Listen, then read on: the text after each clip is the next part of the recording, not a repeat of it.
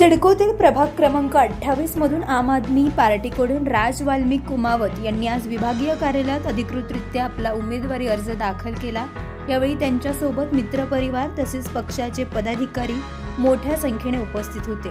राज कुमावत हे नेहमी सामाजिक कार्यात अग्रेसर राहिले असून अत्यंत कमी वयात त्यांनी समाजसेवेची ओळख निर्माण केली आहे। उमेदी, कष्टाळू आणि होतकरू उमेदवार म्हणून त्यांची प्रभागात ओळख असून नागरिकांच्या प्रश्नांबाबत ते सातत्याने सक्रिय असतात। उमेदवारी अर्ज दाखल केल्यानंतर बोलताना राज कुमावत म्हणाले,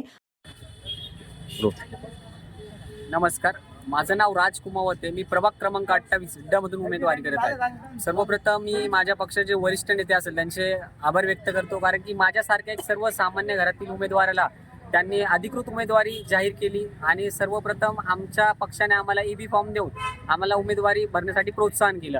तुम्ही जर का बाकीचे पक्ष बघाल तर त्यांच्यामध्ये रोज मारामाऱ्या चालू आहे, भांडणं चालू आहे, चांगले चांगले दिग्गज नेते इकडनं तिकडे पळत आहे। हे सगळं जनतेसाठी नाही चाललं, यांच्या स्वार्थासाठी चाललेलं आहे। हे खुर्चीचे लालची झालेले सर्व।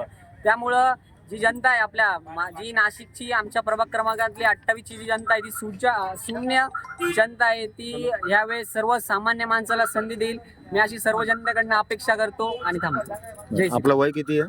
माझं वय 24 वर्ष आहे। मी युवा उमेदवार, आमच्या पक्षाचे सूरज पुरोहित आणि मी आमच्या पक्षाने 24 वर्षाचे उमेदवार पहिले जाहीर केलेले आहे। आम्हाला यासाठी जाहीर केले आहे, जी काय गुन्हेगारी झालेली आहे, तुम्ही आता जर का सिडको प्रभागात बघाल तर खूप गुन्हेगारी झालेली आहे। जो सिडको प्रभाग हा गुन्हेगारीचा क्षेत्र म्हणून ओळखला जातो आता सध्या तरी, तर त्यामुळे कुठेतरी गुन्हेगारी थांबली पाहिजे। या गुन्हेगारांना जे पाठबळ असतं ना, ते आपले जे स्थानिक नगरसेवक असतात, कुठेतरी यांच्याकडनं किंवा जे काही यांचे लागे संबंध असतात यांच्याकडनं पाठबळ भेटलं, हे कुठेतरी थांबलं पाहिजे।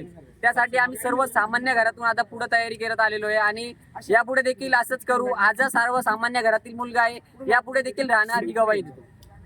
प्रभागातील नागरिकांनी मला एकदा संधी द्यावी, दिलेल्या संधीचे नक्कीच सोनं करून दाखवू आणि प्रभाग क्रमांक 28च्या सर्वांगीण विकासासाठी प्रामाणिकपणे काम करू। पाणी पुरवठा, रस्ते, स्वच्छता, आरोग्य, शिक्षण आणि तरुणांच्या रोजगाराच्या प्रश्नांना प्राधान्य देण्याचा निर्धार त्यांनी व्यक्त केला। आम आदमी पार्टीच्या पारदर्शक आणि लोकाभिमुख धोरणांवर विश्वास ठेवून आपणही उमेदवारी स्वीकारल्याचं त्यांनी सांगितलं।